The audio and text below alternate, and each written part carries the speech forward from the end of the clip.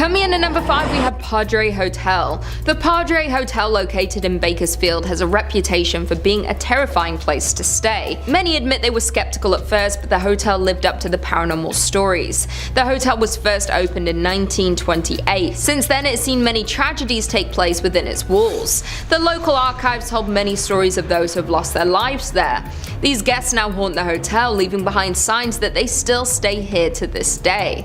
There have been so many incidents here, it's sometimes unclear who was contacting the guests. In the 1950s, there was a large fire where many perished. Some say that in spots around the hotel, you feel an intense panic and sense of terror come over you, as if you yourself were trapped in the blaze. The upper floors are said to have the most paranormal activity, in particular the 7th floor. It is said to be a hotbed for unexplained paranormal happenings. Many guests even request to stay on this floor to see if they can experience these terrors for themselves. The hotel's general manager has shared some of the terrifying experiences she has had there. She said one night while she was making her rounds, she opened a door to a closet. Suddenly, she had an overwhelming feeling of cold and immediate adrenaline. She said her hair was standing up on her arm. Suddenly the door slammed and she ran as fast as she could out of the hotel. She said she told a couple of people who found her outside. She was clearly frightened and everyone wanted to know what she saw. She said since then she has rarely told the story. She has worked there for over 10 years and has never felt fear like this before. Others have witnessed recurring ghosts, stories that fit together from strangers who have never met. One common sight at the hotel is a man stood on the roof. Many see him as they first arrive at the hotel, thinking he might be doing work on the roof. They think nothing of it. He has been seen many times by different guests. Those who ask what he is doing up there are told no one is allowed on the roof after a tragic accident had occurred at the hotel years ago. Many believe it is the man's ghost who keeps appearing to guests as a warning to not enter the hotel. In at number 4, we have Alcatraz Island. Alcatraz Island is one of the most notorious prisons in history and can be found on the San Francisco Bay. Before it became a federal penitentiary, it was discovered by Spanish naval officer and explorer Juan Manuel de Ayala, who founded the island in 1775 and built several small buildings and other minor structures on the island. In 1850, President Millard Fillmore ordered Alcatraz Island to be set aside specifically as a United States military reservation for military purposes following the Mexican-American War. In 1861, the island held hundreds of Civil War prisoners. Then, in 1934, the prison opened and operated until March 1963, and as of lately has become a major tourist attraction. Alcatraz is the site of a now abandoned federal prison, the oldest operating lighthouse on the west coast of the United States, and early military fortifications. Landmarks on the island include the main cell house, dining hall, lighthouse, the ruins of the warden's house, social hall, parade ground, recreation yard, water tower, and other small buildings. Some of the most infamous criminals were kept at Alcatraz over the years, and due to the strong currents around the island and the ice-cold water temperatures, it made escaping nearly impossible. Some of the most notorious criminals held at Alcatraz include Al Capone, George Machine Gun Kelly, and Bumpy Johnson. Contrary to popular belief, it was in fact possible to escape and swim to shore. Extremely hard, but possible. During the 29 years of operation, the penitentiary claimed that no prisoner successfully escaped, but many question that. A total of 36 prisoners made 14 different escape attempts. 23 were caught alive, 6 were shot and killed during their escape. 2 drowned, and 5 are listed as missing and presumed drowned, but that is highly debated. Many believe of the 5 missing, all or at least some of them were able to make it to land and were never caught. Due to the amount of history and deaths in and around the island, many believe there are dozens of spirits that roam in the abandoned buildings and even in death are unable to escape the island. Alcatraz is a popular tourist attraction because of its ghost sightings, weird occurrences, and history, and they offer daily tours to see the island and its buildings. In at number 3, we have the Queen Mary. The iconic Queen Mary ship is located in Long Beach and is one of the most haunted destinations in the United States. The ship was first christened in 1934 by Queen Mary herself, and it was retired more than 3 decades later. It has since been converted into a hotel where guests can sleep surrounded by the original wood paneling and portholes. If you do plan on staying on the ship, you may not be the only guest here though. There are multiple stories of different spirits that haunt the ship. There are so many different rooms on the ship that are haunted by many different ghosts, including the Mauritania room, the Mayfair room, room, boiler room number 4, and the first class swimming pool, just to name a few. Stateroom B340 in particular was a problem long before the Queen Mary became a hotel. In 1948, a British third-class passenger, Walker J. Adamson, passed away in the room, and the details of his death are unknown. Later in 1966, a woman staying in the room reported that she had awoken when the bed covers were pulled off her and she saw a man standing at the foot of her bed. She screamed and rang for the steward, but the man quickly vanished into thin air. Years later, guests staying in the room reported hearing someone knocking on the door in the middle of the night, seeing bathroom lights mysteriously turn on, and even the hotel's maids would often find the bathroom water running even when no one had stayed in the room for days. Another area that is a paranormal hotspot is Shaft Alley or hatch door number 13, and it was the site of a gruesome accident where a crewman was crushed to death. His ghost is regularly seen around the area now. People often report hearing the sound of someone running behind them and whistling, while others have noticed that spots of grease that appear to look like fingerprints appear on their face, and some have even seen a figure of a bearded man in blue overalls that looks like a crewman. Due to the amount of paranormal activity, many ghost enthusiasts, investigators, and TV shows frequently visit the ship to stay and partake in the ghost tours they offer. In at number 2 we have the Roosevelt Hotel. The Roosevelt Hotel in Hollywood was made famous due to the number of celebrities, past and present, who have stayed there, including one of the most famous women in history, Marilyn Monroe, who stayed at the hotel for 2 years early in her career and posed for her first commercial photography shoot by the hotel's pool. Many believe her spirit, among others, still linger through the halls of the hotel. Some of the most famous people in history have stayed at this notorious hotel, including Charlie Chaplin, Shirley Temple, Prince, Ernest Hemingway, Brad Pitt, and Angelina Jolie, just to name a few. The hotel opened in 1927 and is the oldest continually operating hotel in Los Angeles and is named after the 26th President of the United States, Theodore Roosevelt. It is a staple in Hollywood due to it being on Hollywood Boulevard and being so close to the Hollywood Walk of Fame and the famous Chinese theater. The first ever Academy Award ceremony was held at the hotel on May 16, 1929, inside the Blossom Ballroom. It was a private ceremony open only to the Academy members, with a total of 270 people in attendance. At the time, the Oscar nickname for the award had not yet been invented. It would be introduced 4 years later. Many guests have experienced paranormal activities while visiting the hotel, like feeling cold spots, receiving mysterious phone calls, and capturing orbs in their photographs.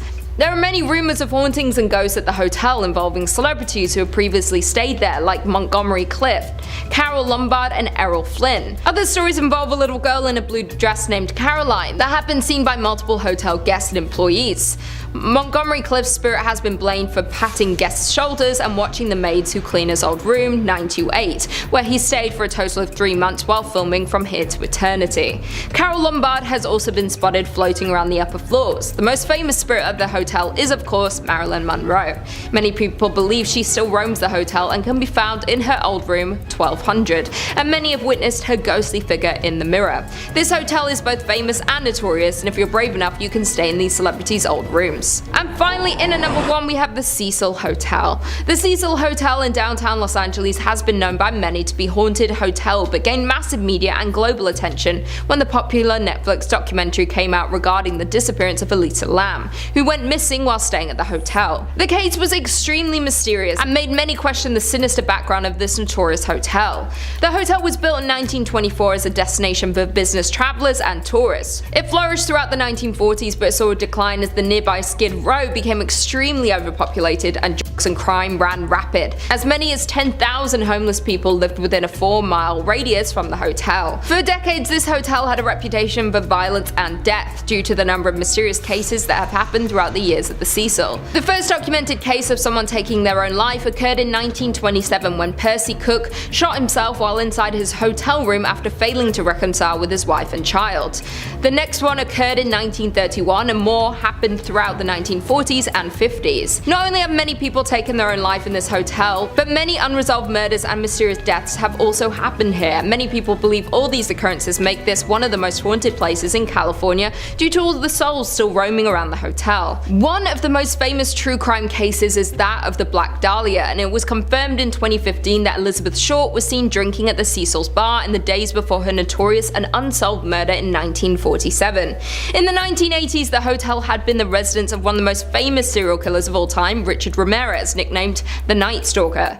Throughout the 1980s, he ran rapid in his killing spree, and he was a regular presence on the Skid Row area. And according to a hotel clerk who claims to have spoken to Richard, he had stayed at the hotel for weeks before his capture in 1985. Another serial killer, Austrian man Jack Underwaker, stayed at the Cecil in 1991, possibly sought to copy Ramirez's crimes. While staying there, he had killed at least 3 women. An astonishing number of people have lost their lives at this notorious hotel, and many deaths remain unsolved to this day. When Elisa Lam's case was made public, it caused even more confusion and questions about what really goes on at this hotel. The Cecil Hotel is known to be one of the most haunted places not only in California, but throughout the world. Number 5 on this list is the House of Wills, a historic mansion with a deep history and an even deeper haunting. The Atlanta Journal-Constitution says it was built in 1898 by the Germania Trevernian Social Club, according to the website of the current owner, Cleveland artist Eric Freeman. By 1912, it was turned into the Hospital for Immigrants, and by 1920, it housed the Cleveland Hebrew Institute until 1938. Prominent African-American entrepreneur and businessman John Walker Wills bought the property in 1942 to use as the location for his second funeral parlor. Wills died in the home in 1971, and his family sold it in 2005. The home fell into disrepair until Freeman bought it in 2010 and started the challenging work of restoring and renovating the property. Freeman said on his website that Wills is believed to be one of the many ghosts that haunt the house, and on his Facebook page he posted a scary electronic voice phenomena, or EVP, recording from the house of what sounds like dozens of spirits from beyond trying to be heard by the living. There have actually been some famous paranormal investigators that have looked into this mansion before, and they all came to the same conclusion.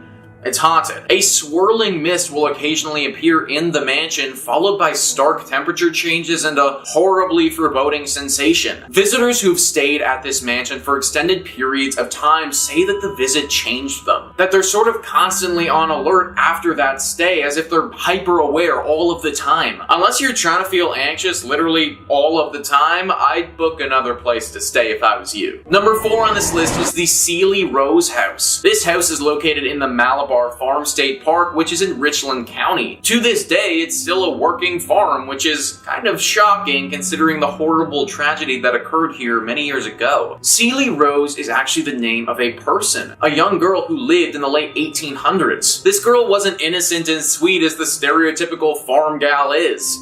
She was evil. There used to be a neighbor house right nearby the Cely Rose house, and in that home lived a young boy around the same age as Cely. Cely developed quite the crush on him and wanted to marry him. It seemed that he liked her as well, and he wanted to do the same. This was all fine and good, except her family wouldn't allow it. Cely's family forbid her from marrying this boy, and this was what caused her to do what she did next. Cely wouldn't accept this answer and took it on herself to get rid of the problem, her family. She poisoned them, every single one of them. She did it by soaking flypaper in water and then secretly pouring the arsenic-laced water over the cottage cheese she served them, according to Ohio State Park News. They all died soon afterwards, except for her. This was soon found out by the authorities, and Cely, being as young as she was, wasn't sent to jail, but she was put into a mental institute. She was there until she died many, many years later. This home is supposedly still haunted by her and the ghost of her dead family, though. Scratches and eerie cracks are heard throughout all the time. Many people have reported being attacked while they're here as well. Avoid this home at all costs if you find yourself in Ohio. Number 3 on this list is the Franklin Castle. This house is actually called the Tiedemann House, but over the years and from the history it has, it's been nicknamed the Franklin Castle. News 5 Cleveland says, known as the Franklin Castle, this Victorian-style stone house has been a witness to history and withstood the development of the West Side. This stone castle carries an American Horror Story type history along with it. The house was built between 1881 and 1883 by a German immigrant, Hans Tiedemann. At the turn of the 19th century, Franklin Boulevard was one of the most upscale residential avenues in Cleveland. Franklin Castle was sold in 1896, just 1 year after his wife Louise died. In the century that followed, the house saw many new owners and new uses. Rumors began to circulate around 1986 that the house was haunted by the ghosts of Mrs. Tiedemann and her daughter Emma, who died before the house was even built. So this one is kind of strange because it doesn't seem like anything terrible happened to these two ladies in their death, or at least nothing that I could find. Most times when a spirit haunts a place, it's because they died in a fashion that was very unnatural. That wasn't the case here, and yet they still haunt the castle. It's a nice home to look at from the outside, but definitely not a place that you should be going into. Avoid it altogether. Number 2 on this list is the Gore Orphanage. Anything that is named the Gore Orphanage is bound to be haunted, and this is no exception. News 5 Cleveland says it's claimed to be one of the most haunted places in Ohio. Located in the countryside of Vermilion, a fire engulfed an old orphanage, burning dozens of people alive, according to long-told tales. For over a century, visitors to the Gore Orphanage have reported strange experiences of glowing lights, chilling cries, and apparitions. Light of Hope was the actual name of the orphanage and was established by Johann Sprunger and his wife Katrina. They moved to the Vermilion area after their 2 former businesses in Indiana also caught fire. Throughout the years, children told stories of abuse,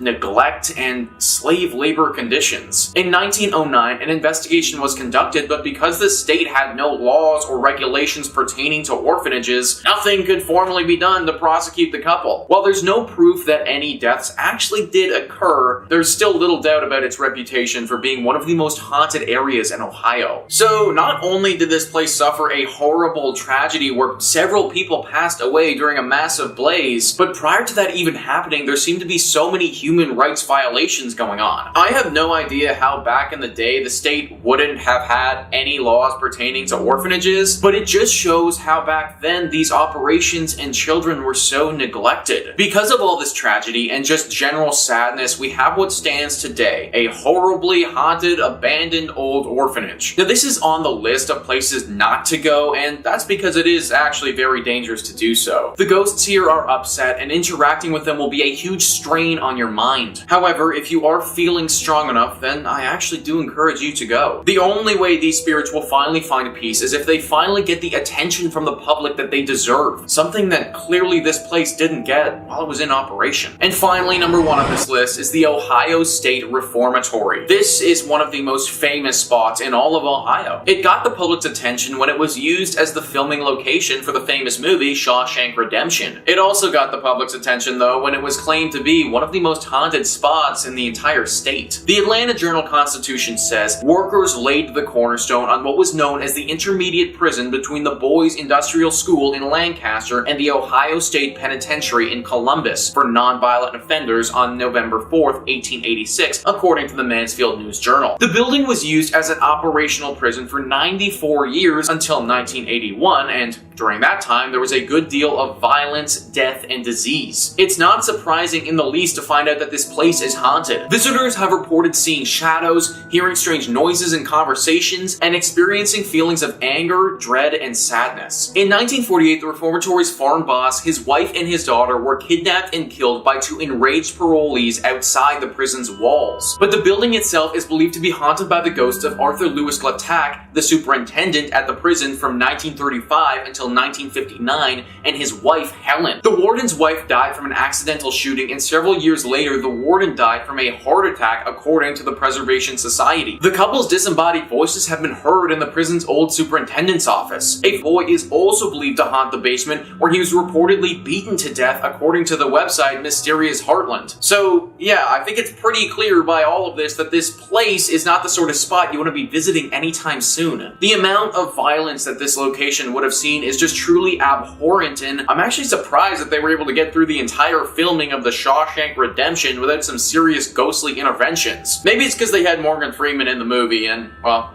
let's face it, he's kind of an angel. Number 5 on this list is the Molly Brown House. If you live in Denver, then there is no way that you aren't familiar with this haunted place. Thrillist says you've no doubt heard of the Molly Brown House and likely passed it on the street once or twice too. Molly Brown was a notable member of Denver's elite and perhaps known best for being a Titanic survivor, and despite allegedly living a relatively happy life, visitors to the the museum, and staff have reported quite a bit of strange happenings. Some have smelled what's believed to be husband J.J. Brown's pipe, or have witnessed lights off and on the fritz, and staff have reported furniture being seemingly rearranged. Sometimes, figures can even be seen roaming the house. A visit is worth it alone for the history, but the potential for getting a bit spooked or walking into a cold spot is definitely an added bonus. We once again have one of those locations where no one has any idea why it's haunted, it just is. Maybe it's the connection to the Titanic that has got this place acting funky. Obviously, that was a very unnatural occurrence and took the lives of tons of people in a very sad way. So I could believe that the Titanic and the survivor of the Titanic plays some role into why this place is haunted the way that it is. Good news is that this isn't the worst haunting that you can run into. Like, yes, you will get a little scared for sure. You might smell something funny, or have a ghost pull something on you, or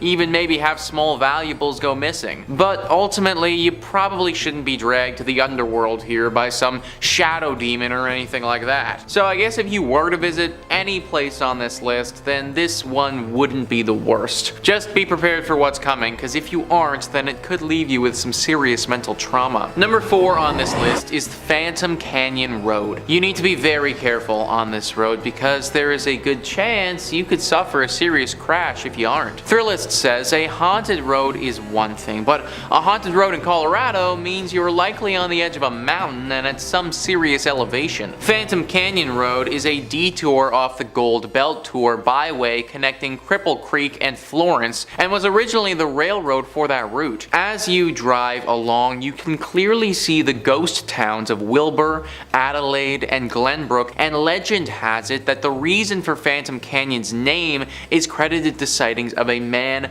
wearing a prison uniform walking along the tracks in the 1890s. The man supposedly had been executed at the Colorado State Penitentiary a few days earlier. So yeah guys, you better have your wits about you, because if you don't, this ghost might come out and startle the crap out of you, and then the next thing you know, you're gonna be face deep into a tree somewhere. It also just adds to the horror ambiance that you're driving past several ghost towns along the way. Like, of course, they just had to be on the side of the road as you're also getting stalked by this ghost prisoner. No one really knows what this prisoner wants with you, but let's face it, I can't imagine it's good. My dude was executed back in the day, so for one, what he did was probably pretty bad to warrant a punishment like that, and then secondly, he literally got executed, and I can only guess that his ghost probably isn't too pleased about that. Y'all need to be especially careful if you're driving down this road, because at any point this guy could pop out. Number 3 on this list is Central City Masonic Cemetery. Of course we had to have a cemetery on this list. No haunted place list would be complete without at least one of them. Thrillist says, founded as a mining town in the late 1800s,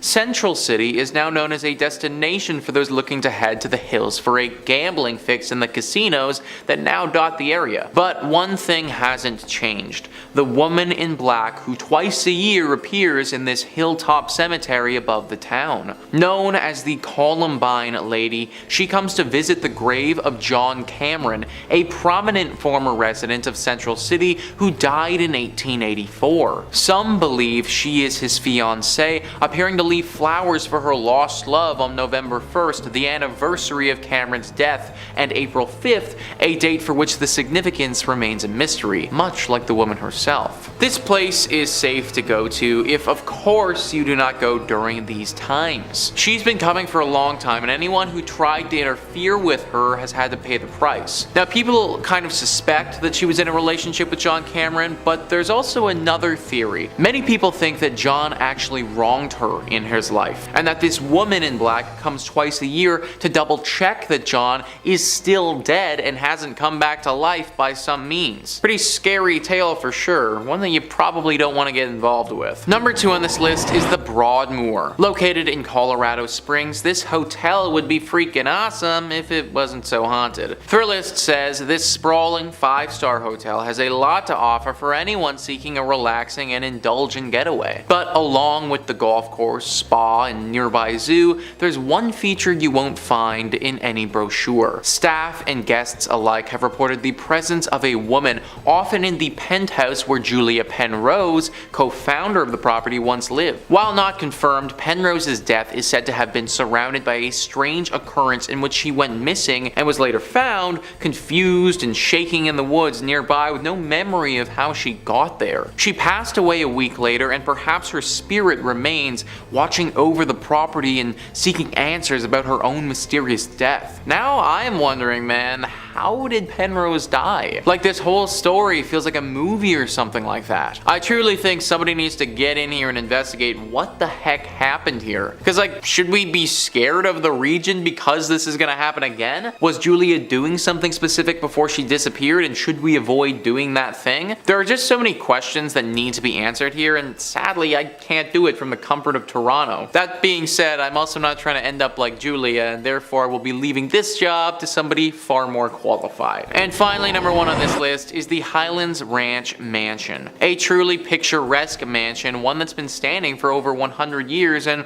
one that's home to a ghostly spirit. Thrillist says this sprawling stone mansion, built in 1891, is often rented for weddings and events due to its impressive structural beauty and picturesque prairie views. But it's also a historic property and somewhat of a museum of the times, with a bit of paranormal activity sprinkled in. The ghost of Julia Kistler, daughter of F. Kistler, who bought the property in 1926, is said to haunt the home, with visitors and staff alike reporting hearing a woman's sobs, seeing a silhouette figure moving about when the mansion was otherwise vacant, and lights sporadically turning on and off. I don't know about you guys, but during my wedding ceremony, I want to hear beautiful sounding music, not the sobs of some ghost woman thing. Apparently she's crying all the time, and this woman's emotions are not something to play with. There's a story where once several children were playing around here. There was a wedding ceremony scheduled here for later that day, and the children were off doing what kids do before the proceedings got underway. They ran into this ghost crying, and then they started to make fun of her. They were rude and definitely unkind, but they also didn't deserve what she did next. It's said that in a fit of rage, she flew inside their bodies and possessed each and every one of them for a short time, showing them things that were truly terrifying. Things that have ultimately changed those boys' lives and altered their mentality forever. Any ghost that's capable of doing something like that, that's one that I don't want to be around. In at number 5, we have Palmer House Hotel. This hotel is not only considered the most haunted place in Minnesota, but to some, it's considered the most haunted place in America. Located in Sauk Center, the hotel has been visited by paranormal activity investigators from across the country. Recently, the ghost hunter from the Travel Channel, Ghost Adventures, even investigated the hotel. A brothel that went by the name of the Sauk Center House occupied the current grounds of the Palmer Hotel, but the Sauk Center House burned down in 1900, and the Palmer was built in its place the following year. The Palmer Hotel was established in 1901 and is notorious for its permanent ghost residence. The most reported ghost in the hotel is named Lucy, who resides in room 17. Legend has it that Lucy was an adult worker that frequented the past building of the Sauk Center House. Though Lucy endured a terrible accident of losing her life at the hands of one of her clients. Even though this happened in the building, the Palmer Hotel can't seem to get rid of the spirit of Lucy. The ghost of Lucy is said to dislike men by slamming the room door of male guests. Some reports her slamming the room door so hard it rattles the artwork on the wall and aggressively drops the temperature. During a recent investigation, a Chicago ghost hunting outfit allegedly recorded a temperature of -1 degrees Fahrenheit during their stay. Additionally, there was a couple staying at the hotel that reported a horrifying ghost encounter in room 17, where the wife woke up in the night and suddenly saw a lanky man dressed in 1920s clothing standing at the foot of the bed. Other active areas include the bar in room 22, home to a spirit named Raymond, rumored to be Lucy's man. manager. One employee of the Palmer House Hotel has confessed that their favorite paranormal experience is when guests complain about how noisy the people above them are, even though they are on the top floor. The ghost encounters and paranormal activity is so frequent at the Palmer Hotel that the current owner, Kelly Freezer, didn't believe in ghosts, but this changed when she became the owner of the hotel. In at number 4 we have the Soap Factory. The Soap Factory was at its peak during the soap boom of the 1880s, though now the factory has been left abandoned. The Soap Factory is one of the oldest factories in Minneapolis. While the process of making soap required lots of fats, lying in extremely hot temperatures, therefore it wasn't the most glorious or safest workplace in its day. Furthermore, the fats came from animal carcasses, thousands of them. The flow of blood and skin leaked into the Great River next door in the turn of the century. The building's smell of flesh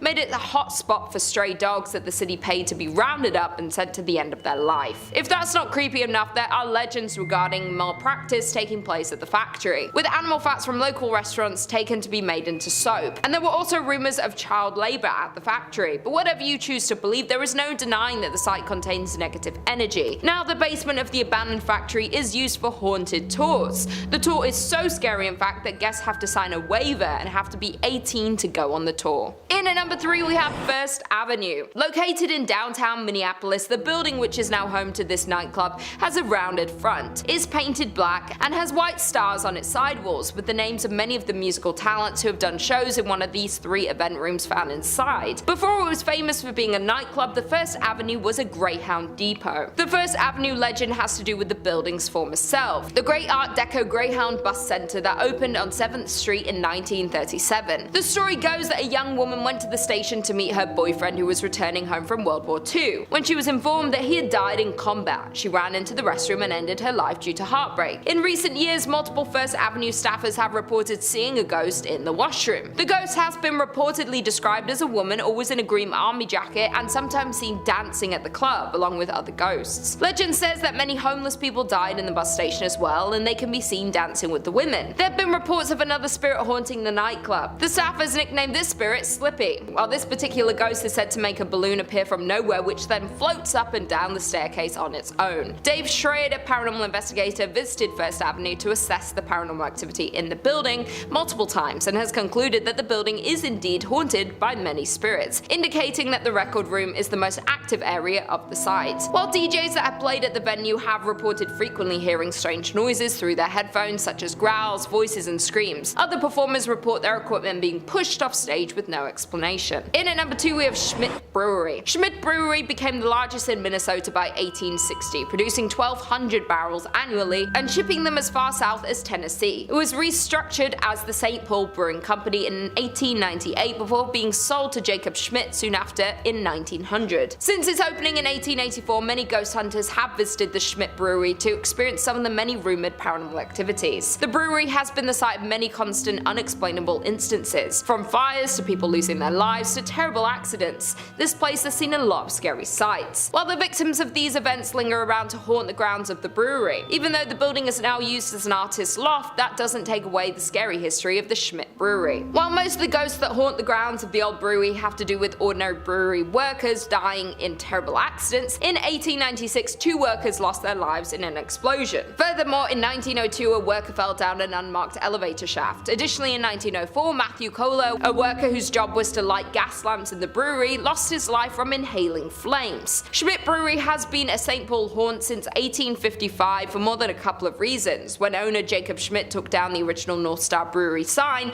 replacing it with his namesake, Jacob Schmidt Brewing Company. The entire brewery burned down a year later in 1900. Plenty of other bad luck would also follow on the grounds of the brewery, suspected due to the tragic death of many workers of the brewery. And finally, in at number 1 we have Four Pals Restaurant. Known as the most haunted restaurant in Minnesota, the Four Pal has a tragic story. Located in St. Paul, Four Pals was a high-end restaurant located in Irvine Park, and the restaurant is a beautiful Victorian mansion. Sadly though, the restaurant is now permanently closed. The dark stories about Four Pals Restaurant hint that the historic mansion is seriously haunted. As the story goes, back in the late 1800s, Joseph Four Pal had an affair with the mansion's maid, Molly. It was not long before his wife discovered this relationship and love for Mary. Therefore, the wife became extremely jealous of the servant and assigned Molly to do chores that would keep her away from the bedrooms and away from Joseph. Molly became pregnant and Joseph ended the affair, but Molly was so distraught about the whole situation that she ended her life. According to reports, she ended her life in the attic. Joseph was upset when he heard the news about Molly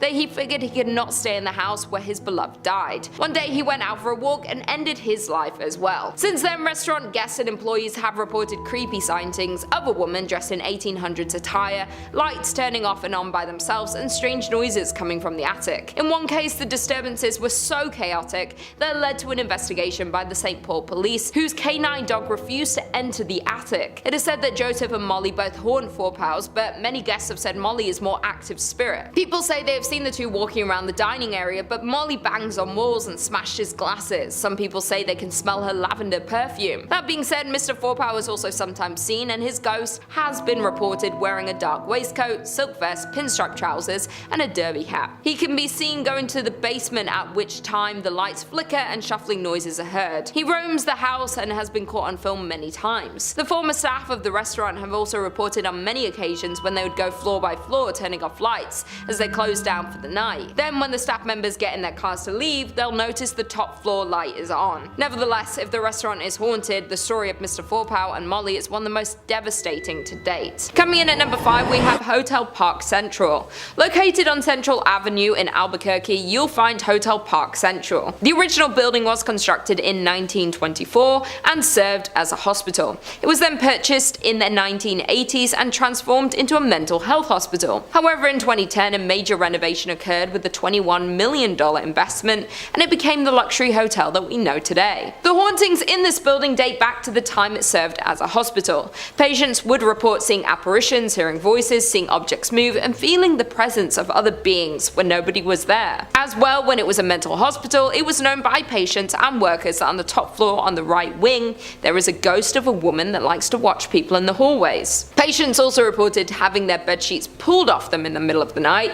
Patients were not the only ones to experience things that couldn't be explained though. Staff of the hospital did too. They would often have the sensation of being watched, as well as hearing something whisper in their ear, the movement of objects, and a general sense of heaviness throughout the buildings. Today, many guests at the hotel report similar paranormal experiences, as many guests report feeling watched and the presence of unseen beings. They have also reported hearing voices and shuffling in the stairwells. Several guests have also seen a female apparition on the third floor wing. A group of paranormal investigators were brought onto the scene of the hotel. The investigators were 3 team members who all experienced unexplained voices and whispering while close to the hotel. They also reported distinct coolness near their bodies and a sense of being watched. After reviewing their evidence, some of these experiences were captured on digital voice recorders. They also carried out the flashlight technique, an attempt at communication with the spirit that involves the answering of questions through the turning on and off of the flashlight.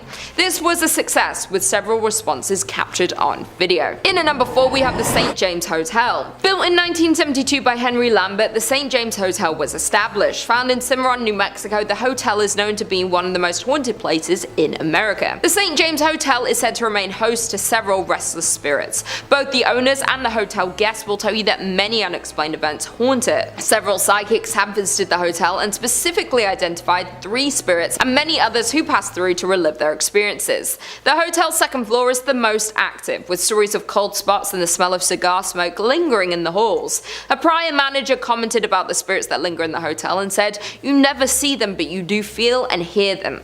Another report from a former owner states that she walked into the dining room and saw a pleasant-looking cowboy standing behind her in the mirror on the front of the bar. The spiritual activity of the hotel has been featured on the popular television show Unsolved Mysteries and A Current Affair. Room 18 at the hotel is kept locked because it houses the ghost of an ill-tempered Thomas James Wright, who lost his life at his door just after winning the rights to the hotel in a poker game. Having been injured from behind, Wright continued into the room and slowly met the end of his life. Because of the tragic accident that happened in room 18, it is known as one of the scariest and most haunted rooms. This can be seen with one former owner who said she was pushed down while in the room, and on another occasion saw a ball of angry orange light floating in the upper corner. The staff considers the room to be the most haunted, and people are rarely allowed to enter this room, much less sleep in it. Rumors abound that when the room was rented, several mysterious deaths occurred there. Other unknown entities are also said to roam the hotel, creating a host of paranormal activities. Staff report that items constantly fall off walls and shelves, and electrical equipment at the front desk behaves unpredictably.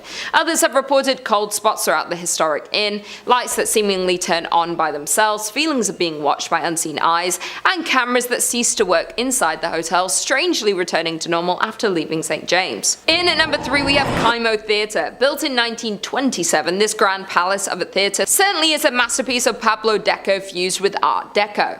The creation of this beautiful southwestern style theater was financed by a hard-working wealthy entrepreneur, Orest Bacecci, who wanted to fulfill a lifelong dream of building a grand theater which would rival other larger-than-life movie palaces that were springing up around the United States. A large fire in 1963 destroyed Kimo Theater's iconic stage and much of the building, prompting the Bacecci family to demolish it. In 1977, the same year, the theater was listed on the National Register of Historic Places. The citizens of Albuquerque voted to purchase Kimo Theater at a steep discount. In return, the city of Albuquerque offered to fund the restoration of the landmark attraction. With the change of hands, local restoration experts were hired to restore Kimo Theater to its former glory. The hauntings of Kimo Theater can be traced back to a freak accident that happened in the late afternoon on August 2nd, 1951.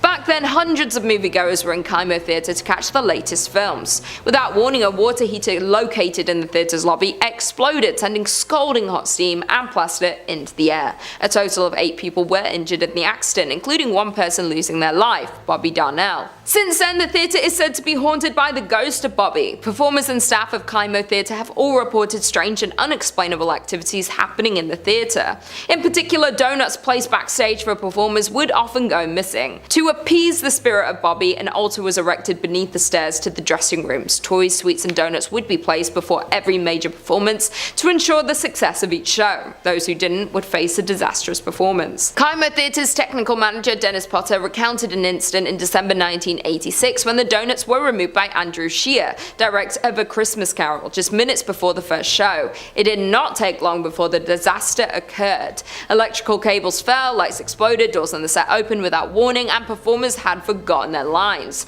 After the end of the disastrous show, the donuts were promptly replaced and the next show went off without a hiccup. However, an interview with Andrew contradicted the Potter's story, with the former claiming that the donuts were never removed or replaced. Apart from the unexplainable disruptions, staff working at Kimo Theater have also reported seeing the ghost of Bobby, dressed in a striped shirt and blue pants. The ghost of Bobby is often seen loitering on the lobby staircase, looking for the next victim of his harmless shenanigans. In at number 2 we have La Fonda Hotel. Standing in Santa Fe, New Mexico, there is the historic La Fonda Hotel.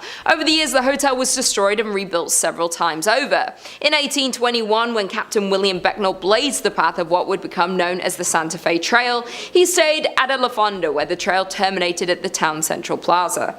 As more and more pioneers traveled the Santa Fe Trail, the La Fonda became a popular destination for trappers, traders, mountain men, soldiers, politicians, and the like. The current La Fonda was built in 1922 on the site of the previous inns. In 1925, it was acquired by the Atchison, Topeka Santa Fe Railroad, which leased it to Fred Harvey. For more than 40 years, from 1926 to 1968, La Fonda was one of the famous Harvey houses, a renowned chain of fine hotels. Today, the La Fonda Hotel is said to host not only travelers visiting Santa Fe, but also several ghosts.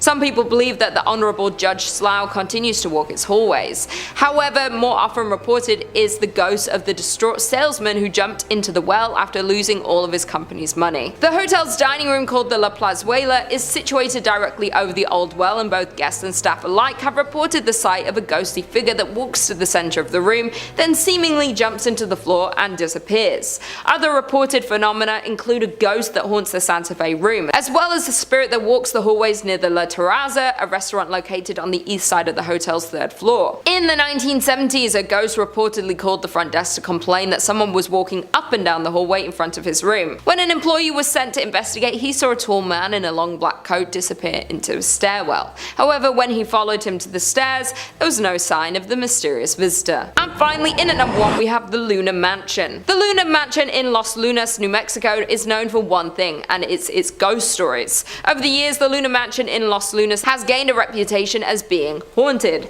Guests and staff alike have shared stories of unexplained activity, which some chalk up to the paranormal. Over the years, the mansion changed hands several times before it was purchased and renovated as a fine dining establishment in the 1970s. It was then that the ghost of Josephina began to appear. Perhaps she didn't like the renovations, or maybe she just wants to stick around to make sure they were doing a good job on the home that she had spent so many years looking after. Dressed in 1920s period clothing, she had been described by employees as appearing very real. Most often she is seen in two former bedrooms on the second floor, an attic, storeroom, and at the top of the stairs leading to the second floor bar. At the top of the stairs sits an old rocking chair, which she has often been seen sitting in and rocking slowly. On one occasion when an employee approached the ghost, she simply stood up and then slowly vanished. More often she is seen walking up and down the stairs, a habit that has been so commonplace that employees barely notice anymore. Where there's one spirit, others seem to follow, and more ghostly apparitions have been seen at the mansion. One of these is a former servant named Cruz, who was thought to have been a groundskeeper. Most often seen on the main level, he is said to be particularly friendly to women and children and likes to play practical jokes on the employees and patrons. On one occasion he was seen sitting on a sofa as if waiting to be served. Dressed in vintage attire, the man was relaxing patiently when a waitress asked another staff member why he hadn't been served. However, the response was, "What man?" And when the waitress looked back to the sofa, the vintage spirit faded away. Kicking off the list at number 5, the Landmark Inn. Located in the Upper Peninsula of Michigan, right around Lake Superior, you'll find the Landmark Inn. Yeah, nice and cute and cozy. Come on in, take your coat off, stay a while. This fancy hotel was originally built in 1930 as a luxury accommodation for wealthy business owners from all around the United States. Sounds like a good time. Let's gather, let's talk shop around candles. These business owners would visit the Landmark to check on their business interests, all that good stuff. Though for its 100 years being open to guests, the hotel has had multiple reports of, you guessed it, ghosts and paranormal activity. It's so common at the Landmark Inn that the ghost hunters and paranormal investigators,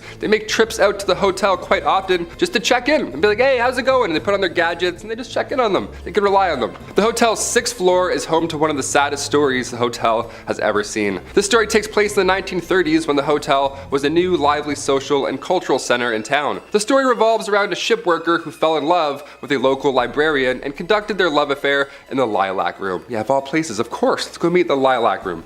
Sounds beautiful. And that was where the man was staying. Perfect place to meet. The couple was said to have a planned wedding upon his return from the last voyage on the sometimes treacherous Lake Superior. Unfortunately, their love affair ended in tragedy when his ship met with a storm and sank to the bottom of a lake. He never returned to the shore, and the librarian mourned the man in said Lilac Room, eventually dying herself of a broken heart. The heartbreaking story comes with many reports of the Lilac Room now being haunted. Yeah, rightfully so, as a large number of guests has reported hearing cries and whispers from a female. The female is also seen by many guests and workers on the 6th floor near the Lilac Room, crying and mourning for her loved one. A less romantic story that is associated with the hotel goes back to when it was even finished being built. During construction, a man ended the life of his girlfriend due to anger and jealousy, and this took place right after she told him about her past boyfriends and their relationship history, just normal stuff that he flipped out on, just a monster. And since the hotel was still being built, to conceal the evidence, the man buried her in the unfinished basement. Just horrible stuff. You knew I was going there and you're like, ah, please don't. To this day, decades later, visitors and employees report hearing cries from that basement, and some report hearing whispers from a female voice asking for them to find her body. I just got goosebumps. That's real goosebumps. No matter how much time goes by, these two women, heartbroken for different reasons, still haunt said hotel today. Number 4, Michigan Bell Telephone Building. The Bell Telephone Building can be found in downtown Grand Rapids. It's known from the legend that the building is haunted by 2 ghosts. It's always 2, eh? Always gotta have pairs. Good things come in pairs, even demons. These spirits have consistently caused chaos throughout the buildings for years in their own unique personal way. We love it. We love a unique ghost. The spirits that haunt the Bell Building are rumored to be Warren and Virginia Randall, a couple who used to reside in the Grand Rapids. Back in 1907, they moved from Detroit and bought the Judd White Mansion in Grand Rapids, which has now been torn down and built into what we now know as the Bell Telephone Building. So a lot of history there already. Over the years of living in this new house, Warren and Virginia's relationship started to crumble as Warren became very strange and paranoid almost, creating hardships in their relationship. In 1908, Virginia became tired of Warren's strange and aggressive behavior, so she decided, I'm out of here, peace. She left him. One night, 3 years after they were separated, Warren convinced Virginia into taking a car ride with him, hoping to get back together, maybe talk it out. The two of them ended up at the Judd White house where their verbal disagreement turned horrible, and Warren sadly took the life of Virginia. Then he proceeded to end his own life in the very same moment. The tragic accident that happened in the Judd White house became public knowledge, and the house was left empty with no one wanting to occupy it. Yeah, more than fair. I'm like, what's rent? Also, what happened? No. The house remained abandoned for 10 years after the accident, accident until they finally just decided to tear the thing down completely. Thus, in 1924, they built the Bell Telephone Building on the ground, which still is in operation today. Yeah, they didn't tear that one down. That one's still going strong. Due to the horrifying scenes that happened on the grounds of the Bell Building, many claim that the spirits of Randall and Virginia still remain, haunting the new building. Some say that ghosts move into the new building and remain there to this day. I mean, I think that's possible. Ghosts like to move. They can go through walls. They can probably relocate. Through the years of operation in the office building, visitors and employees all report being harassed by strange late night calls, which have been traced back to be coming from inside of the building itself. Yeah, inside the house. You guessed it. It's upstairs. That's so scary. Due to this and the strange eerie feelings that the employees feel while they're even working, it's safe to say Randall and Virginia may remain on the grounds. Most likely. They're definitely there. It sounds like they're there. They're for sure there. Number 3, the Henderson Castle. Established in 1895, this castle is a hub for many spirits and paranormal activity. I mean, it's a castle. The original owners, Frank and Mary Henderson, are said to haunt the castle as they passed away back in 1899. Yeah, I wouldn't want to leave either, living or dead. Additionally, other spirits are said to reside in the castle, a young girl and a dog. Yeah, a dog! We've got a dog ghost. How do you deal with that? Ghost barks? That'd be so scary. In 2005, the castle was occupied by Peter Livingstone McNellis and his family. When the family resided in the castle, Livingstone's son, Vincent, before anyone else had ever reported anything strange happening in the house, he said that he saw an apparition of a figure in the Victorian room, originally the changing room for one Mary Henderson. The son said while pointing at a picture of a woman dressed in an old period clothing, some Victorian clothing, that was the woman he saw wearing that same clothing. I would throw up. If someone ever said that, I'd be like, oh, this Victorian painting? And one former innkeeper who stayed at the castle each night told Livingstone on numerous occasions that she also felt a presence coming up and down the staircase, a movement passing her on the stairs when she would walk by. Ugh, these are scary. Top 5 is like, or top 10 is scary fish. This is hard. This is some scary stuff. 9 a.m. I'm already getting spooked. While now the castle is being used for a bed and breakfast, guests have fallen victim to ghosts as well. Yeah, it's not over yet. The Henderson Castle is a very paranormal active ground that many ghost hunters have investigated, and they've confirmed, in fact, that it's haunted by spirits. I trust them. The people that can go into these castles and physically do this, I'm like, yep, I trust your opinion, whatever. He just comes out, he's like, haunted. We're like, thanks, Daryl. This has been confirmed as these ghosts have interacted with many paranormal investigator teams, in addition to guests and employees of the castle. Yeah, they're just harassing everyone. The ghosts seem to be friendly, not evil whatsoever, so that's a good side, I guess, to being haunted by ghosts. They have been known to speak and physically touch guests and employees. They touch them on their back, side, shoulder, always in the back. Never see it coming. It's always in this region. Not only that, but there's also been reports of radios making weird noises or turning on by themselves, even though they're either unplugged or just either turned off. Both bad, both scary. Guests and employees have also reported hearing footsteps upstairs, slamming doors from unexplainable sources, and some ghosts have been wearing the clothes that they wore while they were alive. Clothes that they wore while they died in, probably. As the spirit of Mary Henderson has been reported as many guests at the top of the staircase, wearing her usual getup. Imagine being like a clown, like a jester, and then you die in that, and that's what you look like as a ghost. You're like, what?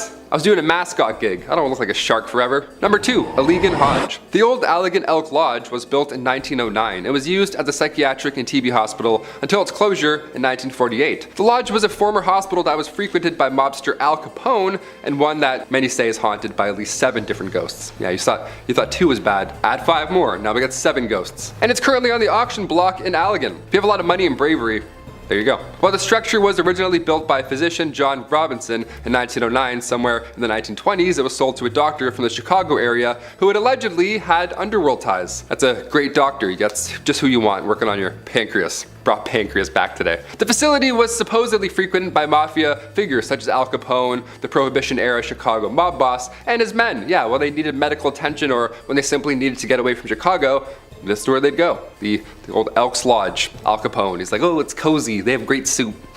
Years later, it was used as an Eagles Lodge and an Elks Lodge. And in 2010, it was acquired by an Allegan woman who began renovating the property, but now she wants to sell it. Yeah, can't imagine why. Because one of the former doctors who owns the lodge had underworld ties, maybe? Something like that? I don't know. It led to a lot of people believing that there's a lot of undercover stuff about this lodge. It's still happening to this day. I don't know why I'm doing this like it's like over there, but I'm like, There's something going on in that lodge, especially as it's known to hold 7 different paranormal entities, like I mentioned previously. For many years, employees and visitors have told stories of spirits who relentlessly roam the building. Some of the paranormal activity that has been experienced here includes cabinets opening up by themselves in the kitchen, sounds of children laughing, it's always calming in the morning, photographic anomalies captured throughout the building, and like you name it, shadowy figures in the basement, all bad. Notably where the morgue was located, the basement, good stuff, a lot of stuff happening in there. They'd be knocking on the front door, indiscernible conversations, and ringing of the doorbell when no one was present. Yeah, good stuff. Again, I have goosebumps, they're back. Guests also heard footsteps and the sound of hospital activity long after being used as one. They'd also see full-bodied apparitions of children. They would just see ghost children. That would be it. I wouldn't have to see any more. I would just see the ghost children and be like, again, see ya. Like that's. And finally, number 1, 0.0 Barks Lighthouse. There are plenty of lighthouses in Michigan, and plenty of them are rumored to be haunted, of course, because they're lighthouses and they're creepy, as they normally are. And this one is no exception. Built in 1847, real old, a lot of history with this one. The lighthouse is located on 0.0 Barks. As the legend goes, early to mid 1800s, Peter Shook had been 0.0 Barks' first lighthouse keeper. He was the OG. In 1849, Peter drowned while he and a couple of friends were sailing to Port Huron to pick up supplies for the lighthouse. He left behind 8 kids and his wife Catherine, and she took over at that point for Peter's duties, thus becoming Michigan's first female lighthouse keeper. Since then, people have claimed to see the spirit of Catherine walking along the edge of a cliff dressed in mourning clothes, as she is still heartbroken by the loss of her lover, of course. As we talked about earlier, ghosts like to wear the things that they were, that they passed away in. Again, would hate to be a clown outfit, that would suck. She had also been spotted in the window of the 2nd floor wearing an apron, along with an apparition being seen, footsteps ascending and descending the tower stairs, and giggling has also been heard. Yeah, you hear giggling and there's cold spots, therefore haunted, for sure haunted. And the smell of burnt tobacco has also been wafting through the air many a times. Lighthouses are pretty stressful, more than fair. When paranormal investigators, specifically the Southeast Michigan Paranormal Society team, when they had a 2-day intensive investigation after their search, they concluded that they believe that there is every reason for the lighthouse to be haunted. The investigators did some electric voice phenomenon work in the living room, and then they heard loud thuds from overheard. Like, where did they get this gear from, Like, I want this gear. I have some questions of myself going on in the apartment. I want to swing it around a bit. A sound of something scraping along the floor as well, and additionally, during their investigation, the rocking chair had moved 2 feet and was still moving. Just love to keep rocking around. We love that. We love haunted rocking chairs. We love unexplainable forces. While they were upstairs, they also reported hearing heavy footsteps from another unknown source. So many ghosts, there's rocking chairs, people moving around, working in the basement. It doesn't sound like the afterlife is a peaceful one, if I'm being honest. Sounds like there's a lot of to do after you die. I'm not really looking forward to it. I thought I could just kind of float around in your paintings, but now it sounds like I'm gonna have to go and wear this. Wear my morning clothes, who knows? And coming in at number 5, we have the Hoden Mansion. Built in the 1890s in North Adams, Massachusetts, for the mayor himself, Albert Charles Hoden. This neoclassical revival-style mansion sits on 172 Church Street. A family man, Albert was the president of Arnold Print Works, a prominent textile factory in North Adams. His wife, Cordelia, daughter Mary, and himself had owned and lived on the property right up until the fatal car accident which took the lives of the family in 1914. On an early summer morning, Albert and his family, accompanied by another family, Dr. and Mrs. Dutton and their daughter, and of course the family chauffeur himself, Mr. Witters, had decided to head out into the countryside for a leisurely drive, a drive that ultimately took their lives. Unfortunately, for everyone on that August 1st morning, after a steep turn, the car lost control and proceeded to screech off the road, resulting in a rolling fatal wreck. All the women in this tragedy losing their lives, with the men barely surviving from the multitude of injuries. On August 11th, just 10 days after the accident, without his wife and daughter, Albert mysteriously died in the home from what doctors think was a broken heart. It is said that 3 ghosts haunt the Hoden Mansion, including Albert himself, Albert's daughter Mary, and the driver, Mr. Witters. The mansion remained with the Hoden family until 1926, when Albert's daughter Florence and her husband sold the building to the Freemasons. This is when the spookiness really started happening. Through its multitude of use throughout the years, additions to this historic site were added on by the Masons, using it for ritual and spiritual purposes, making this story even weirder. Over the years, there have been countless paranormal witnesses claiming that the ghosts roaming the halls of the basement, Mr. Witters himself, guilt-ridden with the responsibility of the crash, and Mr. Witters took his own life shortly after returning home with injuries, and residents that have stayed at the site have claimed that the manly figure aimlessly rummaging through the basement is the driver himself. Among these claims have another spirit lurking in Mary's bedroom. It is said that overnighters have witnessed multiple bright lights and auras flying around the bedroom in the middle of the night. I wouldn't even step foot into this house, let alone set up camp camp and spend the night. No way. The Hoden Mansion remains a tourist attraction and hotspot for paranormal goers worldwide, and to this day is one of the most haunted and mysterious sites in all of Massachusetts. Number 4.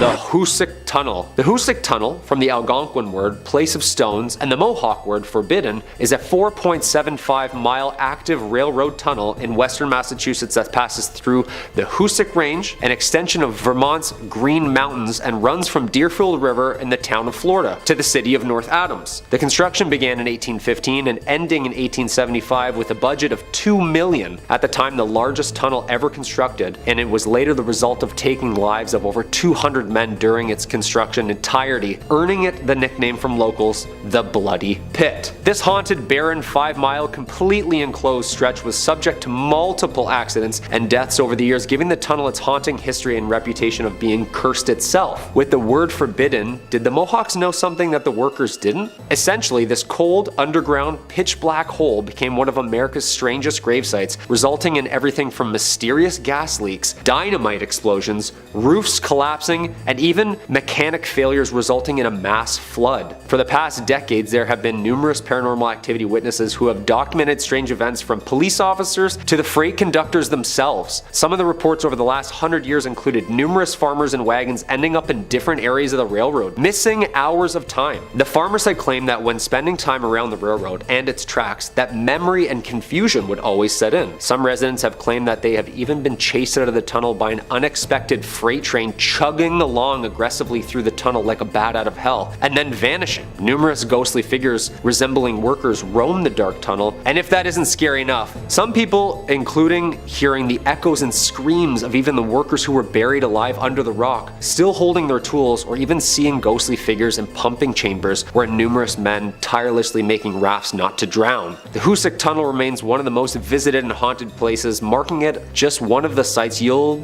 probably never find me at. Just in 2020, the tunnel was yet again subject to a mysterious collapse, resulting in months of repair. Yeah, I say stop fixing it and just let it be. Number 3. The USS Salem. Planes, trains, and automobiles. Well, almost. A big boat. The USS Salem, a heavy cruiser built for World War II in 1945, was originally built for action. Its bold, aggressive architecture was one of the last, as it was more of a bluff to its opponents than actually a hero of war. In May 1949, War Departments handed the Salem's helm to Captain J.C. Daniel himself. The ship was built and updated with what was then the latest military tech and weapons, and it was meant to strike fear in whomever or whatever was in her way. Although the ship wasn't used in any action during World War II, it acted as a flagship, training operation, and main purpose as a threat to the naval enemy. It wasn't until the USS Salem had responded to the 1953 Ionian earthquake, or also known as the Great Kefalonia earthquake, as it hit the southern Ionian islands of Greece on August 12th, devastating the entire area. The USS Salem landed on Greek shores and acted as an improvised hospital and morgue, giving it its famous name, the Sea Witch. The ship was decommissioned shortly after its rescue and lays in Boston's harbor as a tourist attraction from all of its dark history. Some of the paranormal activities that arise on the ship include the Burning Man, who smells of rank death and can be seen in the mess hall where the bodies have been stored. Another famous apparition on the ship is the Ghost Girls, who lurk the halls of the ship. Little ghostly figures can be seen and felt on the legs of tour goers. Some people claim that the ship is even home to hellhounds, an aggressive pack of ghostly creatures that roam the ship, growling and scratching at closed doors. Yeah, the next time my dog scratches at my door, she's going up for adoption, I'm sorry. Number 2, the Lizzie Borden House. This quaint bed and breakfast located at 230 2nd Street is home to one of America's most haunted and mysterious homes. The Lizzie Borden House gets its haunt from an unsolved murder of Lizzie Borden in 1892. One of the most infamous true crime figures, known for her murdering of her father and stepmother with several blows to the head with a hatchet. Oof, ouch. Although acquitted, the killings remain unsolved to this day. This case earned notoriety, and much that the popular local children's rhyme had been linked to this death. Lizzie Borden took an axe and gave her mother 40 whacks. When she saw what she had done, she gave her father 41. That is horrible. On August 4th, 1892, Lizzie's stepmother of 27 was struck 19 times while her father Andrew was hit 11. Although Lizzie Borden was acquitted and found not guilty, the dark history draws in crowds every night for its nightly tour of the premises. The Lizzie Borden room, the infamous room where all of the murders took place, is the most requested and most popular for paranormal overnighters. And not only can you enjoy a lovely inclusive breakfast to yourself, but the nightly house tour, ghost tour, and ghost hunt attracts fans of horror every night of the year. Yeah, that's terrifying.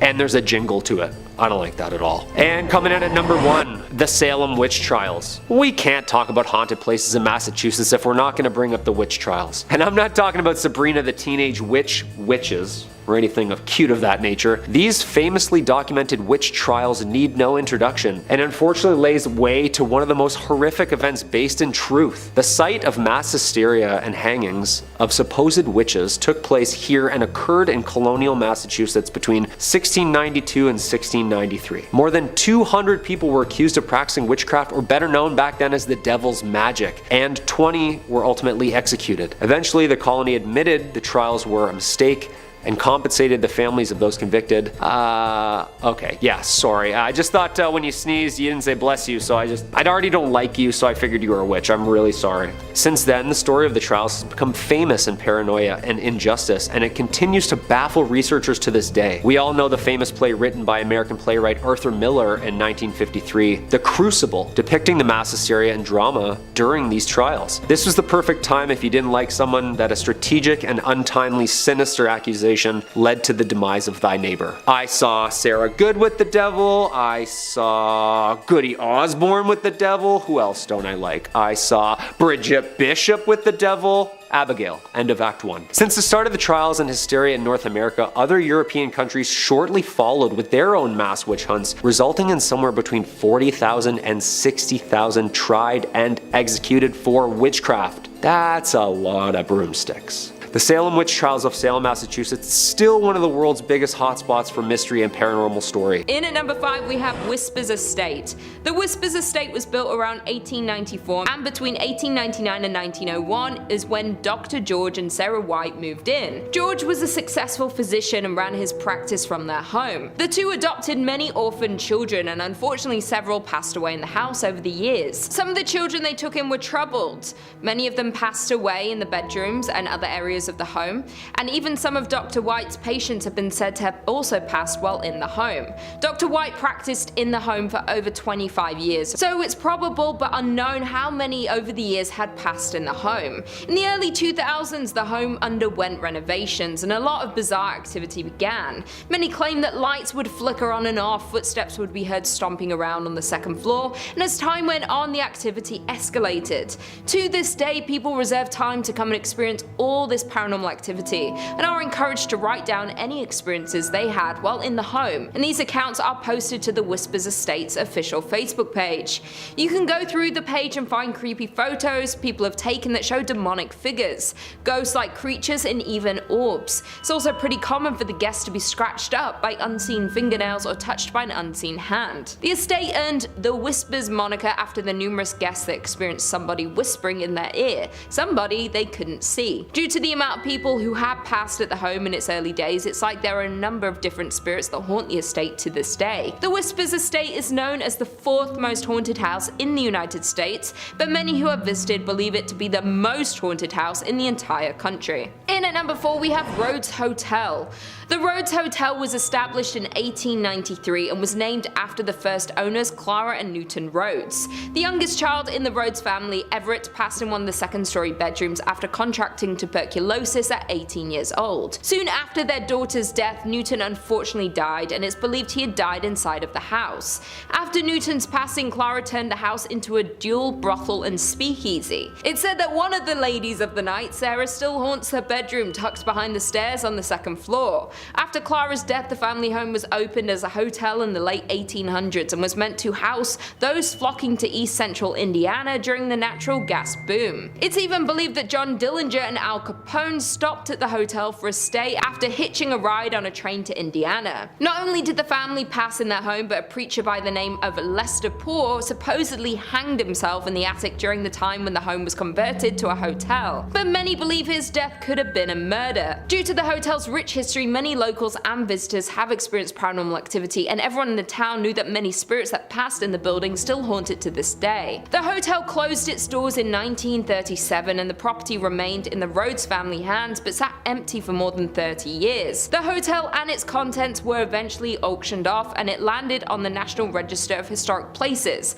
and the hotel saw 3 owners before the Haleys took it over for restoration. The Rhodes Hotel was purchased by Clint and Linda Haley in 1995 and they heard rumors about the haunting of the hotel, but this didn't faze them. They were more worried about the work they'd have to do to restore the home. The Haleys claim that they didn't encounter any paranormal activity, but many find that hard to believe. The hotel was up for sale again in 2017 when a man by the name of Couch took it over for his charity. Couch had launched the Lost Limbs Foundation 4 years earlier, which raised funds for prosthetic limbs for children. To this day, Couch's charity has owned and run the hotel. Not only had it been named among Indiana's most haunted places, but the hotel is consistently booked for private and paranormal investigations. The overnight investigation tickets can get up to $200, and this hotel attracts people from across the country. There have been many investigators that believe there is extensive activity in this old hotel, and people have captured a figure-like shadow moving across the living room curtains with the use of night vision cameras. Most commonly, people hear whispers and the second floor creaking when no one is inside. Unlike the Haleys, Couch said he's seen and heard supernatural happenings in the hotel since moving onto the property in 2017. He's heard footsteps on the staircase, the property camera has turned off randomly,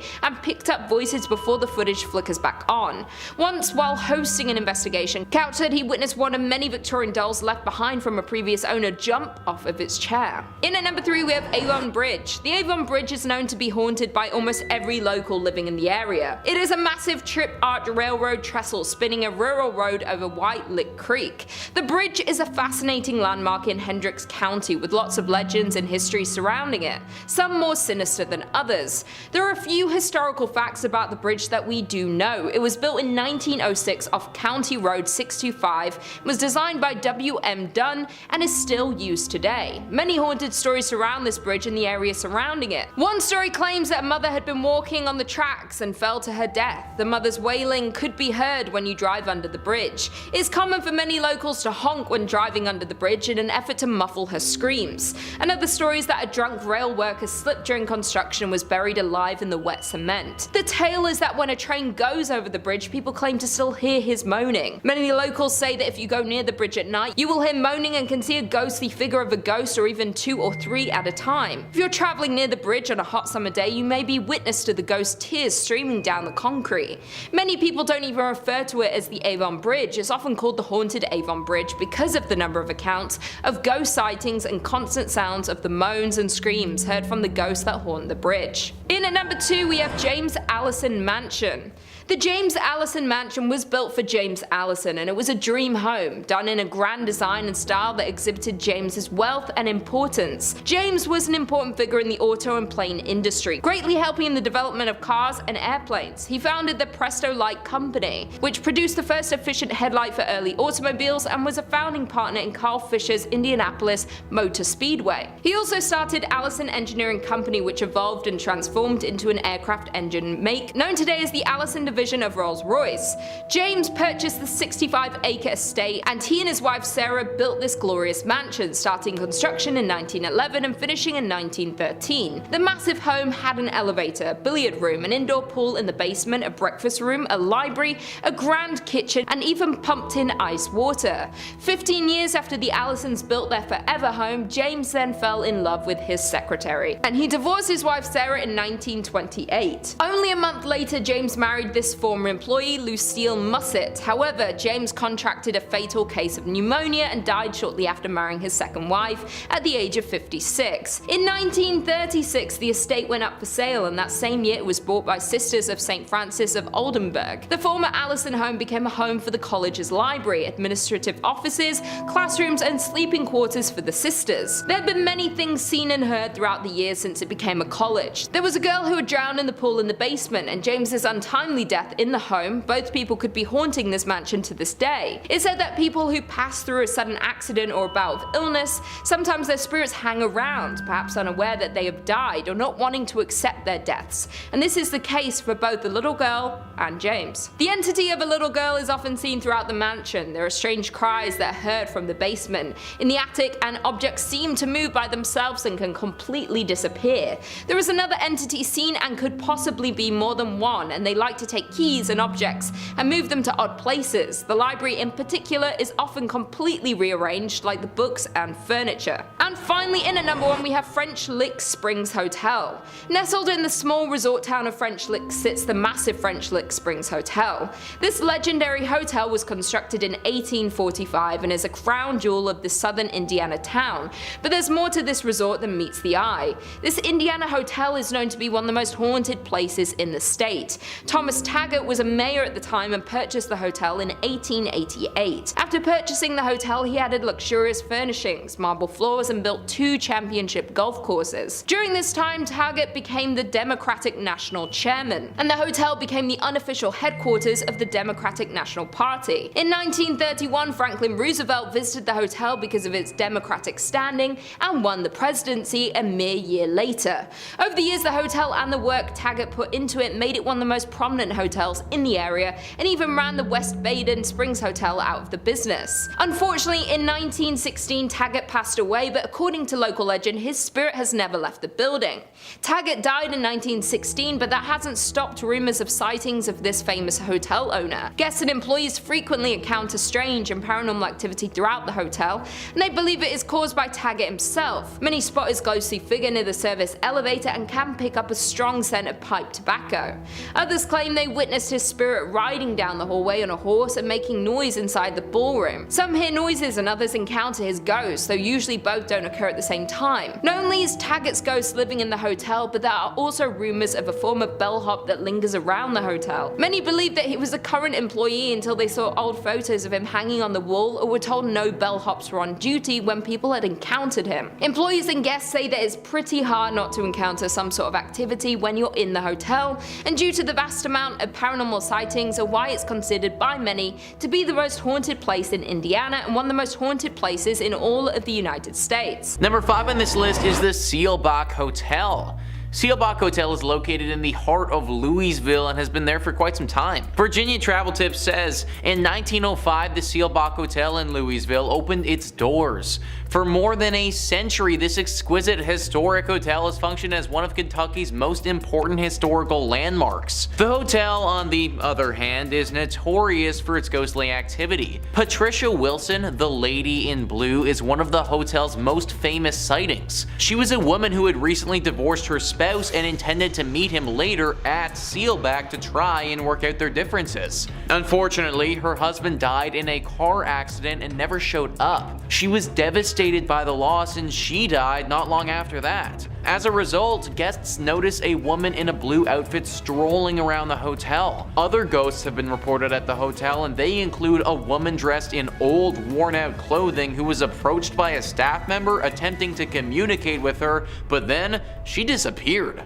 Most of the encounters with this woman have been tame, but there have been some that have gotten quite aggressive. Some teenagers were apparently making fun of her or doing something that they shouldn't have been doing, and she responded by literally clawing and scratching at one of them, leaving horrible marks behind. The victim also said that it felt as if she crawled into his brain and told him horrible secrets about himself that he'll never be able to forget. A hotel like this is supposed to be nice and relaxing, but based on what I've read, I don't know if that's going to be the experience you get at Seelbach. Number 4 on this list is the Talbot Tavern. Really too bad that this place is haunted, because it would have been a pretty nice spot to get a brew if it wasn't. Virginia Travel Tips says, built in 1778, the Talbot Tavern is located in Bardstown, Kentucky. Currently, the Haunted Kentucky Tavern serves as both a restaurant and a 5-room B&B, and it's known for being haunted. A former accountant recalls coming across a man in a long coat strolling across the top floor.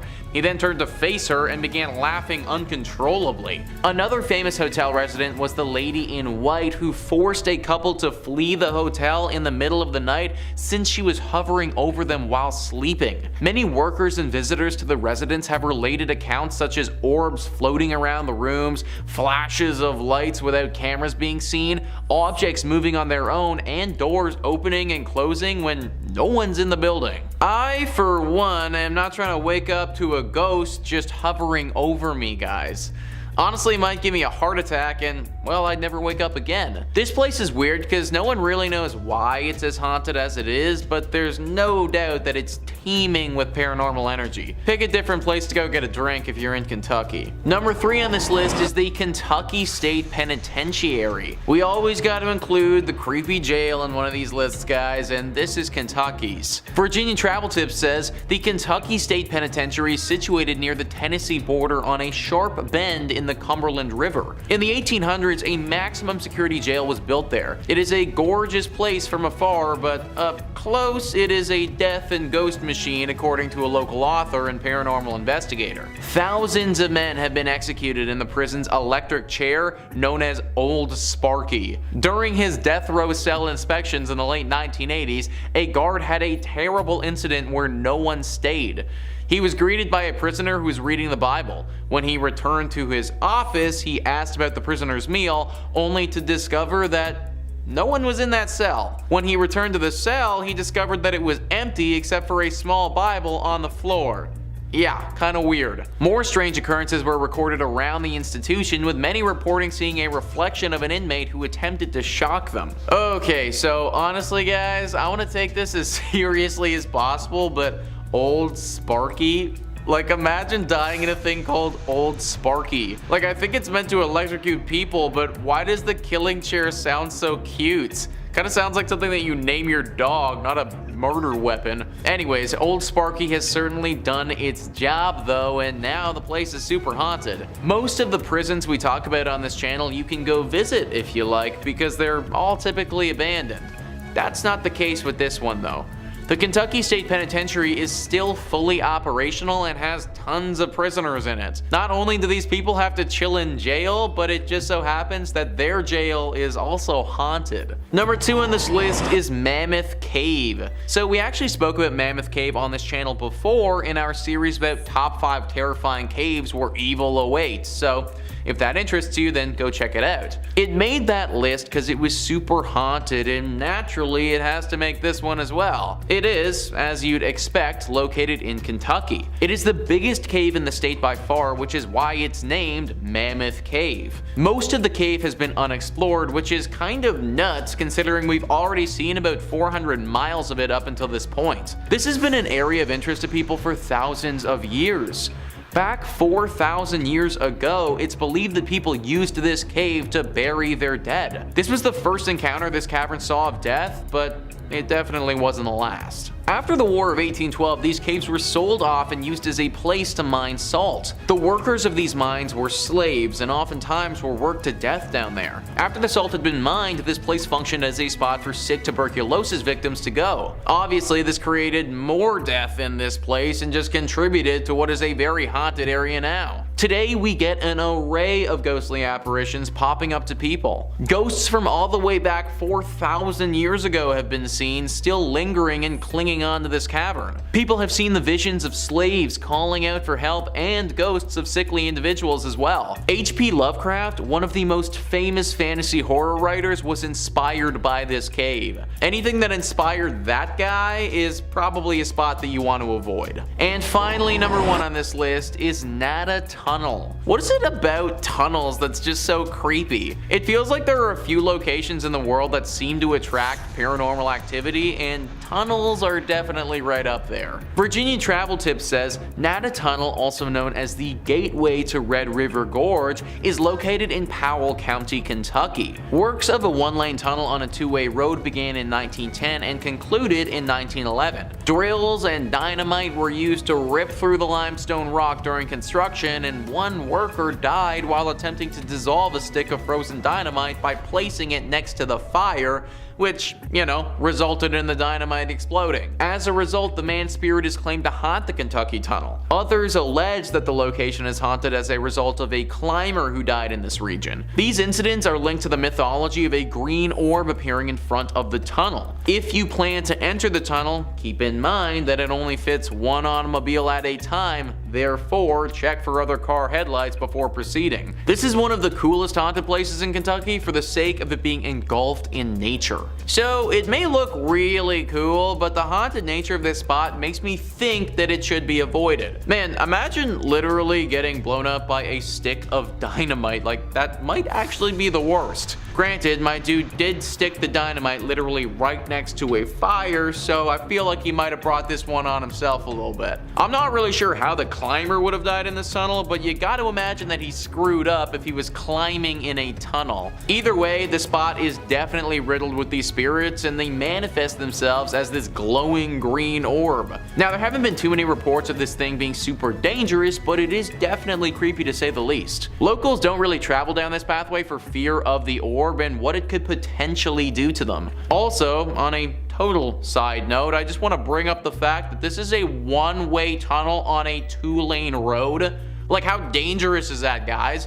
What if it's foggy or something and I can't see all the way down the tunnel to the other car? That is literally the dumbest road design I have ever heard of. Maybe the legend was just created by the locals because they know how dangerous this freaking tunnel is. Regardless of what it is, I recommend staying away. At lucky number 5 is Joliet Correctional Center. The Joliet Correctional Center, established in Joliet, Illinois in 1858, holds a storied past that is as captivating as it is haunting. This historic penitentiary served as a house of horrors for over 150 years, housing some of the state's most notorious criminals. Within its imposing stone walls lie a rich history of many eerie and disturbing tales. But the most chilling of these tales is that of the murder of the warden's wife in 1915. Odette Allen, better known simply as the warden's wife, was an aspiring singer before marrying her husband, Warden Ned Allen. The marriage would have her move from her home in Los Angeles to living in the Joliet Correctional Center with her betrothed. Odette was incredibly popular among the inmates. She was known to be a kind and compassionate woman who tried to make the lives of the prisoners a little more bearable by offering them small acts of kindness, such as providing treats or lending a listening ear to their troubles. The inmates would call her things like the good angel and the little mother at the big stir, out of admiration for her benevolence. The inmates would often act as servants to her and the warden, as an alternative to hard prison labor. In June of 1915, the warden went to Chicago to meet with politicians about the building of a new prison. Odette didn't join her husband because the dresses she wanted to wear weren't yet ready. One morning, Odette asked for the help of Joe Campbell, also known as Chicken Joe, a prisoner who had been convicted of murder at the age of 29. He was selected to be Odette's personal servant because of his great behavior and his healthy relationship with her and the warden. He was due for parole the next week, and Odette was going to testify for him at his hearing. Sounds like life was looking up for Chicken Joe, but what happened next would tragically bring all these good things to ruin for the young prisoner. The morning of her death, Odette asked Joe to refill her water bottle, go grab her coffee and a newspaper,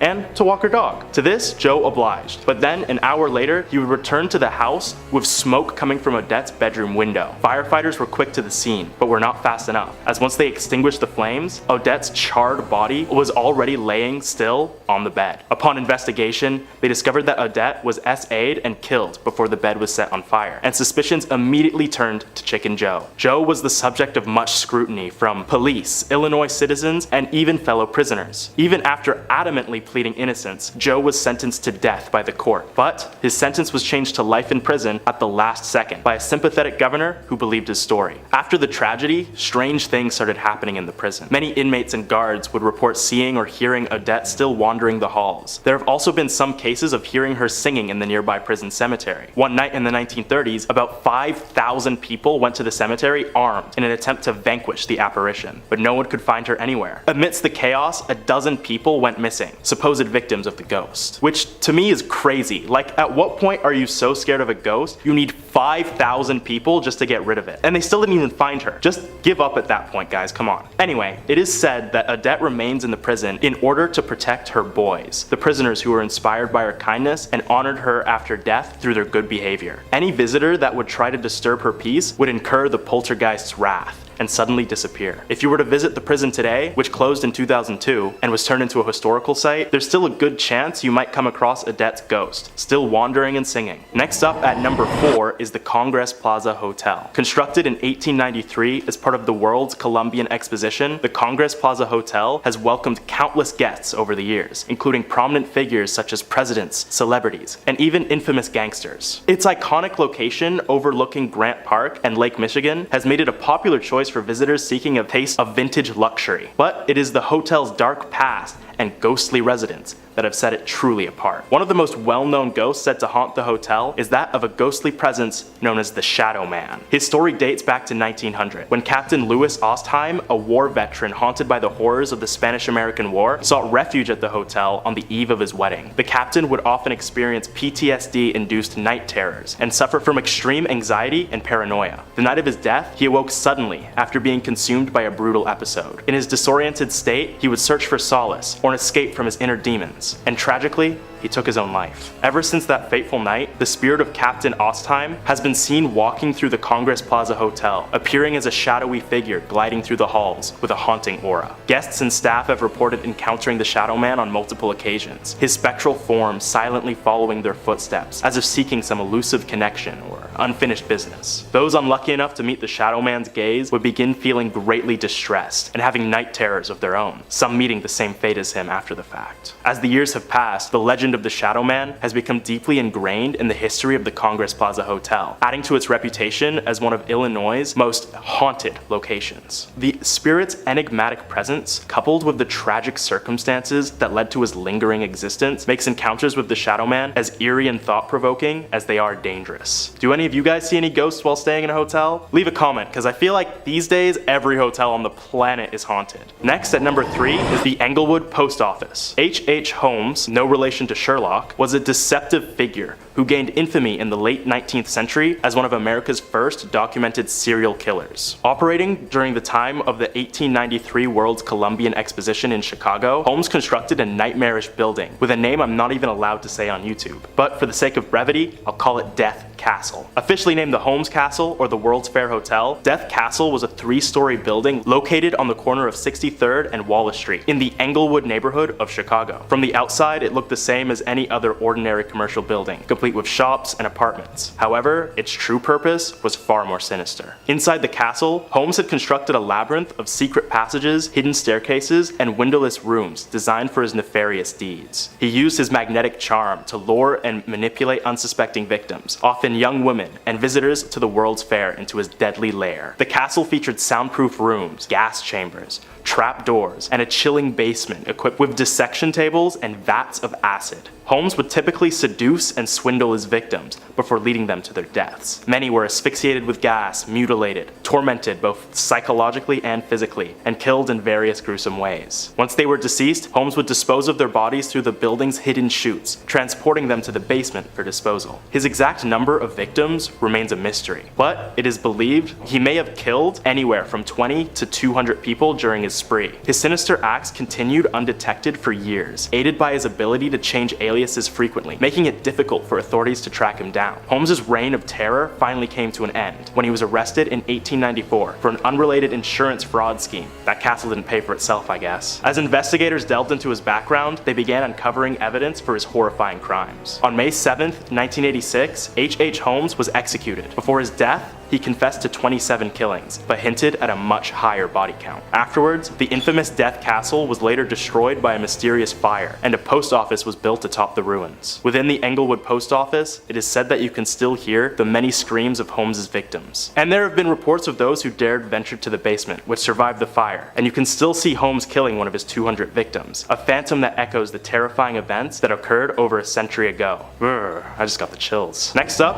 at number 2, is a short one. Resurrection Cemetery. Located in Justice, Illinois, the Resurrection Cemetery holds what it is known to be Illinois' most famous ghost, known only as Resurrection Mary. The story goes that Mary was a vibrant and lively dancer who attended the dance hall in the 1930s. One fateful night, she left the hall after an argument with her partner and decided to walk home alone along Archer Avenue. Tragically, Mary was struck and killed by a hit-and-run driver while walking along the desolate road. Since then, motorists driving along the street will often see Mary's ghost walking along the road wearing a white gown and in dancing shoes. In some cases, Mary will appear as a hitchhiker, but by the time the car reaches Resurrection Cemetery, she would suddenly vanish, occasionally taking the driver with her. Remember guys, don't pick up mysterious, ghostly women off the side of the road. It's called stranger danger, and we should all know it by now. Moving on to number 1 is Menteno State Mental Hospital. Established in Menteno, Illinois in 1930, the Menteno State Mental Hospital initially served as a psychiatric facility for mentally ill and developmentally disabled patients, offering them treatment and care. However, over the years, the hospital's conditions deteriorated, leading to allegations of beatings, neglect, and the mistreatment of its vulnerable inhabitants. These inhumane conditions only worsened as time passed, with tales of neglect, experimentation, and even deaths due to inadequate medical attention began to spread, shrouding the institution and its reputation in darkness and sorrow. The hospital was at its worst when 384 patients and staff came down with typhoid fever in 1939 in an incident referred to as the Menteno Madness. The director of the hospital mistook the affliction to be nothing more than a case of diarrhea, but when patients and staff began dying,